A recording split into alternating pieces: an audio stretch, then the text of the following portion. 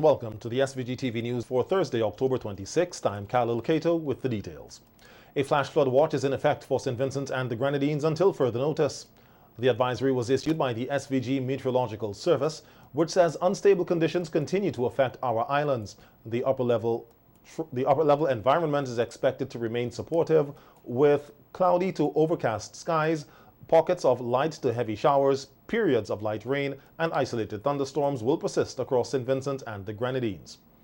The Met Services says model guidance suggests rainfall accumulations of approximately 3 to 4 inches of rain, with isolated higher amounts in mountainous areas are possible within the upcoming days. It says during the last 24 hours, various stations have already recorded in excess of an inch of rainfall, and that due to the already saturated nature of soils, the flood advisory that was already in effect for a low risk of flooding has been upgraded to a flash flood watch for SVG until further notice. Residents and motorists in areas prone to flooding and landslides or near rivers and streams are asked to exercise extreme caution. A flood watch is issued when conditions are favorable and there exists the possibility of flooding during the watch period. The SVG Met Service says the flash flood watch may be upgraded to a warning if conditions warrant. Today kick-started arguably the best and biggest Everything Vinci Expo here in St. Vincent and the Grenadines. This is according to the Executive Director of Invest SVG, Glenn Beach, as he delivered welcome remarks at the opening ceremony of the 2023 Everything Vinci Expo Plus, taking place over the next 3 days at the E.T. Joshua Tarmac. Expansion, I think, and in my opinion, is arguably the best Everything Vinci that we have hosted thus far. And I don't say this because I sit at the helm and because of the team I have. I think when you walk around after this opening ceremony and you see what is on display, the best of what Vincentians have to offer. And on top of that, the plus comes with our very specially invited guests from Guyana. We welcome you wholeheartedly and enjoy our Vincentian hospitality. And we also have some friends here from Trinidad and Tobago, and we're hoping that they have a bigger presence here next year. Beach, who recently took up the position as head of Invest SVG, spoke of the challenges of attracting investments in a competitive environment. It's about taking up this position is the challenge that comes with investment. And a lot of times when we think about investment, we think about international investment. Obviously, many of you know we have standards on stream that should be opening early next year. We have other properties that are coming on stream, Royal Mills. But a lot of times we fail to recognize that of the region and that of the local investor. And local investors speak quite easily about somebody like Maya Hotels, which is a local investor who has invested over $19 million into that project. And that makes me proud, because too many times we just look at the outside market and don't understand what we have here inside of St. Vincent and the Grenadines. And there are others who are coming. I think as you look at investors, SVG has to be in the not distant future. One of our aims is to make sure that the presence of Invest SVG is felt here in St. Vincent and the Grenadines. And I think you will see a lot of us reaching out more. Chairman of Invest SVG, Anthony Regisford, described the Everything Vinci Expo. We as a nation can create and produce and use to trade among ourselves and the rest of the world. What you see here is a slice of a showcase of all of that.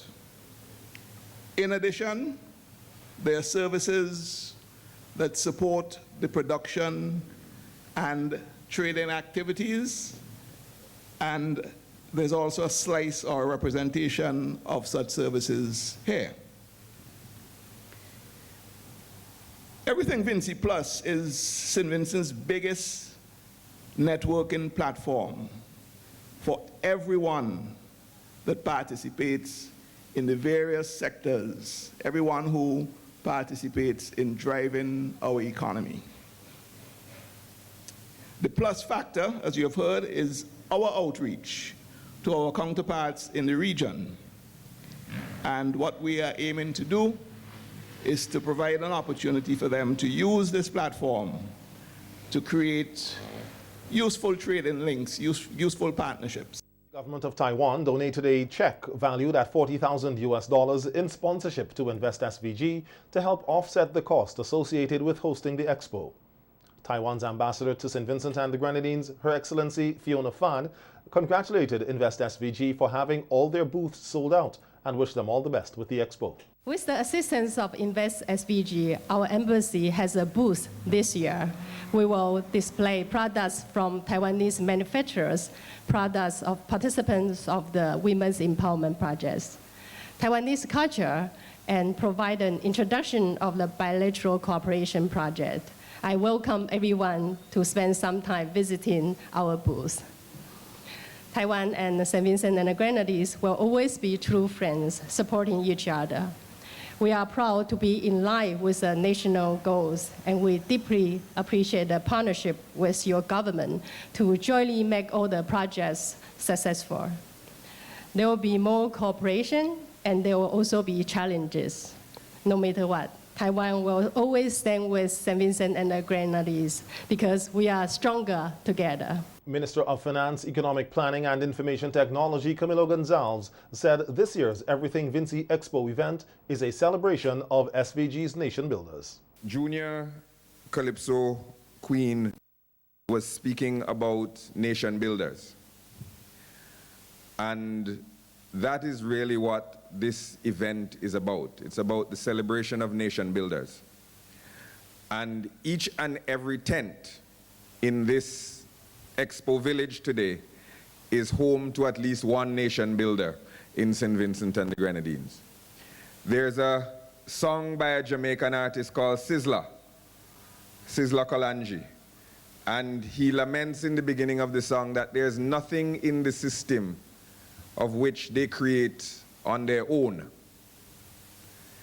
And it is a lament that is very important in the context of small island developing states like ours. What do we create on our own? What identifies us as a country, as a people? We live in a neighborhood where nationhood is a fluid concept. Some people sell citizenship. So your nationhood doesn't apparently relate to who lives in the country. The Bel Air Mineral Spa, which was cleaned up and decorated by Greenhouse Lab SVG, has emerged as the winner of the Best Village Competition 2023, hosted as part of activities for the National Independence Celebrations. The group won the competition with 252 points. Second place went to Rocks and Plan Trendsetters from Redemption Sharps with 176 points, and third, Cools Hill Rangers with 152 points. The best kept surroundings went to Point Village, done by the group New Foundation with 260 points. Second place is Vermont, done by Donna and Alfie Bennett with 253 points, with Olivia De Silva of Canaan came out on top for the best flower garden with 258 points. In second position was Sandy Lane Garden of Fountain with 233 points, and third place went to Marcy and Zimran of Kingstown Hill with 108 points. The opposition New Democratic Party, the NDP, hosted a prayer vigil last evening in which citizens, leaders, churches, ministries and organizations were asked to join in prayer for all those affected by crime and violence in St. Vincent and the Grenadines. Opposition Member of Parliament for Central Kingstown, Major Sinclair Leacock, reiterated a point he first made at the National Day of Prayer held recently, that while Vincentians are resilient people, the unity remains a work in progress. Noting that resilience comes out of an experience of circumstances in one's life that were discomforting, unpleasant, and challenging, which requires one to lift themselves up and perform beyond normal expectations, Leacock said slavery proved that our people were resilient. However, resilience in St. Vincent and the Grenadines today is surviving social and moral decay. And a sudden increase in crime and violence, I flag that to make the point that we should not get lost in the applause of the resilience, but should redouble our efforts to remove the underlying circumstances that gives cause to wanting us to identify ourselves as being resilient. It is more important that we get rid of the crime, the violence, and the iniquitous factors in our societies every time that we hear the word resilience. According to the opposition MP, while there are more developments in SVG than 44 years ago, the country is more divided now than ever. In my heavenly glaze, I asked in my microwave statement, is it what we have to do or what we have done? And I go back to the scriptures. The voice of your brother's blood is crying to me from the ground. Genesis 4:10. On the eve of our celebrations, our so-called resilience is overshadowed by crime, violence, impotence and anger, intolerance, despair, and you may even add disdain. We're told it's only a tiny element of our society that creates our problems. The military, they would argue, so we can move on. I say no. Leader of the NDP, Dr. Godwin Friday, told the vigil that as politicians and citizens of SVG, they too feel the fear that others across the country are feeling about the crime situation, which he says needs to be addressed. Our hearts sometimes sink with that of so many people in this country when they say not again, not another one. Every weekend, it seems, there's a homicide, there's a killing in this country. It wasn't always like that. We have reached a really difficult and painful time in the history of our country. For the second year in a row, as Pastor Bascom said, we have broken the record, not one that anyone in this country should be proud of and satisfied. We have broken the record for the number of killings in St. Vincent and the Grenadines. Last year, 42.